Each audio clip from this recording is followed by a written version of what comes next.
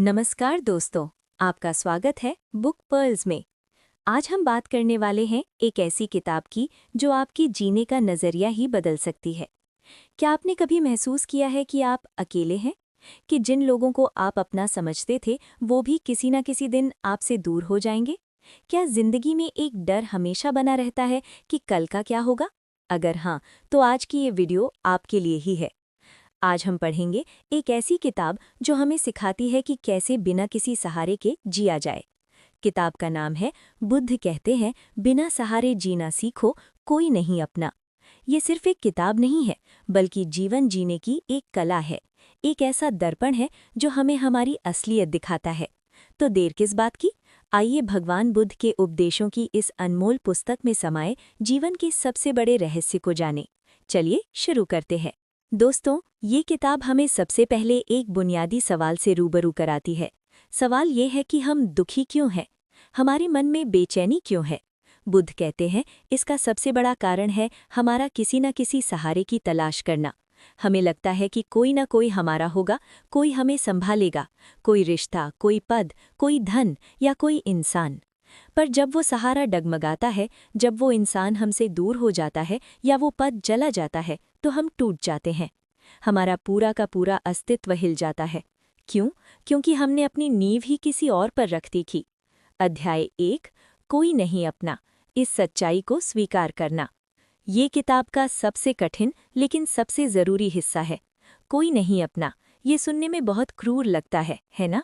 लेकिन बुद्ध इसे क्रूरता के नज़रिए से नहीं, बल्कि यथार्थ के नज़रिए से समझाते हैं।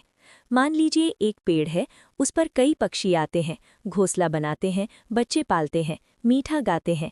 पेड़ को लगता है ये पक्षी मेरे हैं, पर जैसे ही सर्दियाँ आती हैं या मौसम बदलता है या पेड़ से फल कम होने लगते हैं, सब पक्षी एक एक करके उड़ जाते हैं। क्या पेड़ तब टूट जाता है?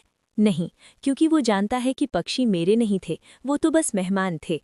उनका आना और जाना प्रकृति का नियम है। बिल्कुल यही हाल हम इंसानों का है। हम अपने जीवन में आने वाले लोगों, माता पिता, पत्नी पति, बच्चे, दोस्त, सभी को अपनी संपत्ति समझ लेते हैं। हम उनसे चिपक जाते हैं। हमें लगता है कि ये हमेशा रहेंगे, हमेशा हमारे साथ खड़े रहेंगे। बुद्ध कहते हैं ये चिपकना ही सारे दुखों की जड़ है। असलियत ये है कि हर इंसान अपनी यात्रा पर है। आपके जीवन में कोई भी इसलिए नहीं आता कि वो हमेशा आपका सहारा बना रहे। वो आता है, आपको कुछ देता है, शायद प्यार, शायद सबक, शायद दर्द, और फिर चला जाता है। जैसे नदी में बहती हुई लकड़ी कुछ देर किनारे से टकराती है और फिर बह जाती है। तो कोई नहीं अपना का मतलब ये नहीं है कि आप दुनिया से नफरत करें या किसी से प्यार न करें। इसका मतलब ये है कि प्यार करते हुए भी ये जाने रखें कि वो इंसान आपकी मिल्कियत नहीं है। आप उनका सम्मान करें, उनकी सेवा करें, उनसे प्यार करें, लेकिन अपनी खुशी उन पर निर्भर न करें। जैसे दिया जलता है और अपने आसपास रोशनी तो फैलाता है, लेकिन उस रोशनी के लिए किसी और पर निर्भर नहीं होता, बस अपने तेल पर। अध्याय 2, बिना सहारे जीना क्या है? अब सवाल उठता है, बिना सहारे जीना यानी क्या?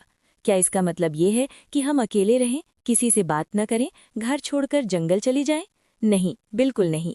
बिना सहारे जीने का मतलब है खुद पर खड़ा होना, अपने पैरों पर खड़ा होना, अपने भीतर इतनी ताकत पैदा करना कि आपको बाहरी दुनिया से वैलिडेशन या सुरक्षा की जरूरत न रहे। बुद्ध इसे समझाने के लिए एक बहुत ही सुंदर उदाहरण देते हैं। वो कहते हैं, एक कमल के फूल को देखो, वो कीचड़ में पैदा होता है, गंदे पानी में रहता है, लेकिन फिर भी वो कितना साफ, कितना सुंदर, कितना निर्लिप्त रहता है। पानी की बूंदें उसके पत्तों पर आती हैं, लेकिन चिपकती नहीं, फिसल जाती हैं। हमें भी उसी तरह बनना है। दुनिया में रहो, पर दुनिया के दुख तुमसे चिपके नहीं। लोग आए जाएं, पर तुम्हारे मन की शांति भंग न हो। यही है बिना सहारे जीना। इसका मतलब ये भी है कि आप अपनी जिंदगी की जिम्मेदारी खुद लें। अक्सर हम कहते हैं, मैं इसलिए दुखी हूँ क्योंकि मेरे पिता ने मुझे प्यार नहीं दिया, मैं इसलिए असफल हूँ क्योंकि मेरी पत्नी ने मेरा साथ नहीं दिया, मुझे ये नौकरी नहीं मिली क्योंकि समाज ऐसा है। बुद्ध कहते हैं ये सब बहाने हैं। आपकी खुशी और आपका दुख आपके अलावा किसी और की जिम्मेदारी नहीं है। जब आप ये समझ जाते हैं कि मेरी जिंदगी का असली सारथी मैं खुद हूँ, तो आपको किसी सहारे की तलाश नहीं रहती। आप हर परिस्थिति का डटकर सामना करते हैं, क्योंकि आपको भरोसा होता है अपने ऊपर। अध्याय 3, अनित्यता का भाव, यानी कि कुछ भी स्थायी नहीं है, सब कुछ बदलता है। सुबह होती है, शाम होती है, फूल खिलता है, मुरझाता है, इंसान मिलते हैं, बिछड़ते हैं। हमारा दुख इसलिए होता है क्योंकि हम चाहते हैं कि चीज़ें स्थायी रहें। हम चाहते हैं कि हमारा बचपन का घर वैसा ही रहे। हम चाहते हैं कि हमारे माता पिता हमेशा जवान रहें। हम चाहते हैं कि हमारी नौकरी हमेशा बनी रहे। लेकिन प्रकृति का नियम है परिवर्तन। बुद्ध कहते हैं, जब आप अनित्यता को स्वीकार कर लेते हैं तो आपके मन से डर खत्म हो जाता है। आप जानते हैं कि ये दुख का समय भी बदलेगा और ये सुख का समय भी बदलेगा। आप हर पल को पूरी तरह जीते हैं, बिना इस चिंता के कि ये पल कब खत्म हो जाएगा। एक बहुत प्रसिद्ध कहानी है इस किताब में। एक महिला का इकलौता बेटा मर जाता है। वो दुखी होकर बुद्ध के पास जाती है और उनसे अपने बेटे को जिंदा करने की प्रार्थना करती है। बुद्ध मुस्कुराते हैं और कहते हैं, ठीक है, मैं तुम्हारे बेटे को जिंदा कर दूंगा, लेकिन पहले तुम मेरे लिए एक मुट्ठी सरसों के दाने लेकर आओ। हाँ, एक शर्त है, वो दाने ऐसे घर से लाना जहाँ कभी किसी की मृत्यु न हुई हो। महिला घर घर गई, लेकिन उसे एक भी घर ऐसा नहीं मिला जहाँ कभी मौत न आई हो। हर किसी ने किसी न किसी को खोया था। तब महिला समझ गई कि मृत्यु सबके साथ होती है। यही इस दुनिया का नियम है। ये स्वीकारोक्ति ही उसके दुख का इलाज बन गई। इसी तरह हमें हर रिश्ते, हर चीज की नश्वरता को स्वीकार करना होगा। जब आप किसी से मिले तो ये जानकर मिले कि एक दिन बिछड़ना भी होगा। ये निराशा नहीं है, ये सच्चाई का सामना करने की ताकत है। यही ताकत आपको बिना सहारे जीना सिखाती है। अध्याय 4, आसक्ति से मुक्ति। बिना सहारे जीने की राह में सबसे बड़ी बाधा है आसक्ति। आसक्ति का मतलब है किसी चीज या इंसान से इस कदर चिपक जाना कि उसके बिना आप अपनी कल्पना ही नहीं कर सकते। बुद्ध कहते हैं, आसक्ति आग की लपट की तरह है। अगर आप उसे पकड़ लेंगे तो वो आपको जला देगी, लेकिन अगर आप उसे दूर से देखेंगे, उसकी गर्मी का अनुभव करेंगे, तो वो आपके काम भी आ सकती है। हमें लोगों से प्यार करना है, लेकिन आसक्त न हो। प्यार एक सुंदर एहसास है, जबकि आसक्ति एक बीमारी है। प्यार में आप दूसरे को आज़ादी देते हैं, उसकी खुशी में खुश होते हैं। आसक्ति में आप दूसरे को कैद करना चाहते हैं और उसकी खुशी में भी अपना स्वार्थ ढूंढते हैं। किताब में बताया गया है कि आसक्ति से मुक्ति पाने का सबसे आसान तरीका है अभ्यास। छोटी छोटी चीजों से शुरुआत करें। आपको अपनी सुबह की चाय बहुत पसंद है, एक दिन जानबूझकर उसके बिना रहने की कोशिश करें। आपको टीवी देखने की आदत है, एक दिन बिना टीवी के गुजारें। इस छोटे छोटे त्याग से आपको एहसास होगा कि दुनिया उस चीज के बिना भी चल रही है।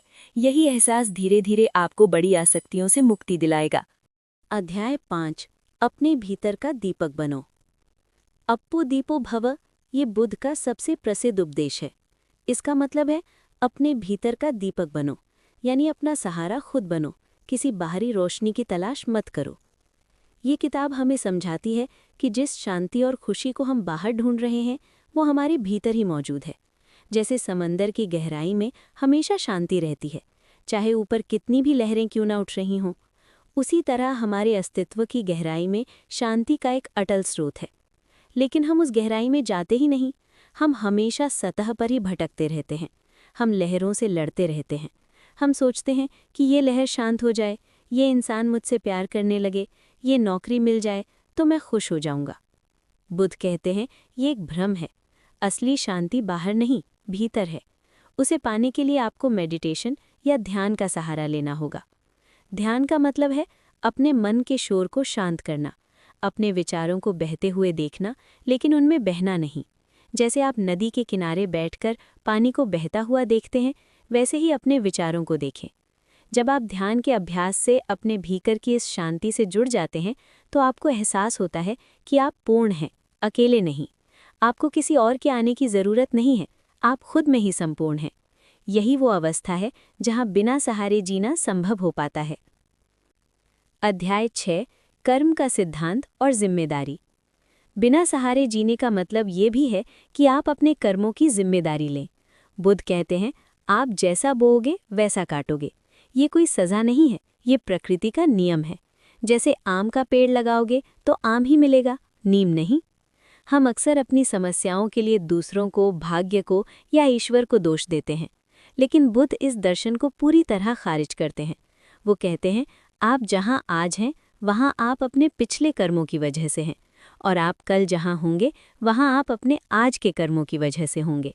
ये सोच आपको अविश्वसनीय रूप से सशक्त बनाती है, क्योंकि इसका मतलब है कि आपके जीवन की बागडोर आपके ही हाथ में है।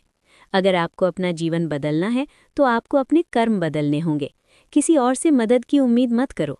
यही सबसे बड़ा सहारा है, खुद पर, अपने कर्मों पर भरोसा। अगर आप आज अच्छे कर्म करते हैं तो आने वाला कल अपने आप सुंदर होगा। इसके लिए आपको किसी की सिफारिश या किसी के सहारे की जरूरत नहीं है। अध्याय 7, क्रोध, लोभ और मोह से परे। बिना सहारे जीना तभी संभव है जब हम अपने मन के 3 सबसे बड़े दुश्मनों क्रोध, लोभ और मोह पर विजय पालें। ये तीनों हमें दूसरों से जोड़ते हैं और हमें कमज़ोर बनाते हैं। क्रोध, हम किसी पर क्रोधित होते हैं तो हमारी शांति उस व्यक्ति के हाथ में चली जाती है। जब तक वो हमसे माफ़ी नहीं मांग लेता या जब तक हम उसे सज़ा नहीं दे देते, हम बेचैन रहते हैं, यानी हमारी खुशी उसके ऊपर निर्भर हो गई। बुद्ध कहते हैं, क्रोध उस अंगारे की तरह है जिसे हम दूसरे पर फेंकने से पहले खुद अपने हाथ में जलाते हैं। क्रोध को त्यागने का मतलब है अपनी शांति वापस पाना। लोभ, यानी और पाने की चाह। हम सोचते हैं कि अगर हमारे पास ये घर होगा, ये गाड़ी होगी, इतना पैसा होगा तो हम सुरक्षित हो जाएंगे। लेकिन ये एक ऐसी प्यास है जो कभी बुझती नहीं, और जब ये चीज़ें चली जाती हैं तो हम टूट जाते हैं। असली सुरक्षा बाहरी संपत्ति में नहीं, बल्कि भीतर के संतोष में है। मोह, यानी भ्रम। हम सच को सच की तरह देखने की बजाय उसे वैसा देखना चाहते हैं जैसा हम चाहते हैं। हम रिश्तों को लेकर, लोगों को लेकर, खुद को लेकर तरह तरह के भ्रम पाल लेते हैं। जब सच्चाई सामने आती है तो हम टूट जाते हैं। बिना सहारे जीने के लिए हमें मोह के इस चश्मे को उतारकर वास्तविकता को वैसे ही देखना होगा जैसी वो है। अध्याय 8, क्षमा का अभ्यास। ये किताब क्षमा को बहुत महत्व देती है, लेकिन यहाँ क्षमा का मतलब दूसरे पर एहसान करना नहीं है, बल्कि खुद को आज़ाद करना है। जब आप किसी को माफ़ कर देते हैं तो आप उस कड़वाहट के बोझ को उतार फेंकते हैं जो आपने वर्षों से अपने दिल में ढो रखी थी। बुद्ध कहते हैं, किसी पर क्रोधित होना या उससे नफरत करना जहर का प्याला पीकर ये सोचना जैसा है कि तुम्हारा दुश्मन मर जाएगा। वो जहर तुम्हें ख़त्म करता है, उसे नहीं। इसीलिए बिना सहारे जीने के लिए अपने अतीत के घावों को भरना ज़रूरी है। जिन लोगों ने आपको ठेस पहुंचाई है, उन्हें माफ़ कर दीजिए। ये मत सोचिए कि वो इस लायक हैं या नहीं। आप इसीलिए माफ़ कर रहे हैं क्योंकि आप शांति से रहना चाहते हैं।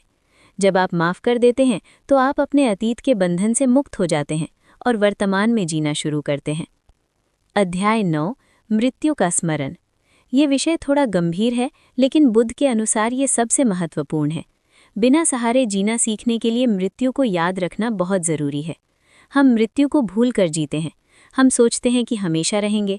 इसी भ्रम में हम रिश्तों में उलझते हैं, चीज़ों को जमा करते हैं और भविष्य की योजनाएं बनाते हैं। लेकिन जो व्यक्ति ये जानता है कि उसे एक दिन जाना है, वो हर पल को पूरी तरह जीता है। वो किसी से चिपकता नहीं, क्योंकि वो जानता है कि चिपकने के लिए वक्त ही नहीं है। वो छोटी छोटी बातों पर क्रोधित नहीं होता। वो दूसरों से प्यार तो करता है, लेकिन ये जानते हुए कि ये मुलाकात अस्थायी है। मृत्यु का स्मरण हमें जीवन की असली कीमत बताता है। ये हमें सिखाता है कि जो आज है, कल नहीं होगा। इसीलिए बिना किसी सहारे के, बिना किसी भय के, बस इस पल को जियो। अध्याय 10, करुणा और सेवा। अंत में बुद्ध हमें करुणा का पाठ पढ़ाते हैं। बिना सहारे जीने का मतलब ये नहीं है कि आप निष्ठुर हो जाएं, बल्कि जब आप खुद पर खड़े हो जाते हैं, आपके भीतर से डर खत्म हो जाता है, तो आपके हृदय में करुणा अपने आप जागती है। अब आप दूसरों से कुछ पाने के लिए नहीं, बल्कि देने के लिए जुड़ते हैं। आप देखते हैं कि दूसरे लोग भी उसी भ्रम में फंसे हैं, उसी दुख से गुजर रहे हैं जिससे आप गुजर चुके हैं। तब आप उनकी मदद करना चाहते हैं। ये सेवा भी एक तरह का अभ्यास है। जब आप बिना किसी स्वार्थ के दूसरों की सेवा करते हैं तो आपका मैं और मेरा का भाव खत्म होता है। आप इस विशाल ब्रह्मांड का एक हिस्सा महसूस करते हैं। ये एहसास आपको एक नई ताकत देता है, वो ताकत जो किसी बाहरी सहारे से नहीं, बल्कि इस एहसास से मिलती है कि आप सबसे जुड़े हुए हैं, फिर भी किसी पर निर्भर नहीं हैं। तो दोस्तों, ये थी भगवान बुद्ध के उपदेशों पर आधारित अद्भुत पुस्तक बुद्ध कहते हैं, बिना सहारे जीना सीखो, कोई नहीं अपना। हमने सीखा कि असली ताकत किसी के कंधे पर हाथ रखने में नहीं, बल्कि अपने पैरों पर खड़े होने में है। हमने जाना कि कोई नहीं अपना एक कड़वा सच नहीं, बल्कि एक मुक्तिदायक सत्य है। ये हमें रिश्तों की अनित्यता को स्वीकार करके उन्हें और गहराई से जीने की आज़ादी देता है। ये किताब हमें सिखाती है कि सबसे बड़ा सहारा हम खुद हैं। हमारा आत्मविश्वास, हमारी समझ, हमारा ध्यान और हमारे अच्छे कर्म ही हमारी असली पूंजी हैं। जब हम ये सीख जाते हैं तो जीवन का हर झटका, हर बिछोह, हर मुश्किल हमें तोड़ नहीं पाती, बल्कि हम और मजबूत बनकर उभरते हैं। अगर आपको आज का ये वीडियो पसंद आया हो तो कृपया इसे लाइक करें और अपने उन दोस्तों के साथ शेयर करें जो शायद ज़िंदगी में किसी सहारे की तलाश में हैं। हो सकता है ये वीडियो उनके लिए भी किसी सहारे से कम ना हो। बुक पर्ल्स चैनल को सब्सक्राइब करना बिल्कुल ना भूलें, ताकि आपको ऐसी ही प्रेरणादायक और जीवन बदलने वाली किताबों के मोती मिलते रहें। अगर आप इस किताब के बारे में अपने विचार या सुझाव हमसे साझा करना चाहते हैं तो कमेंट में ज़रूर लिखें। साधुवाद, शांति मंगलम।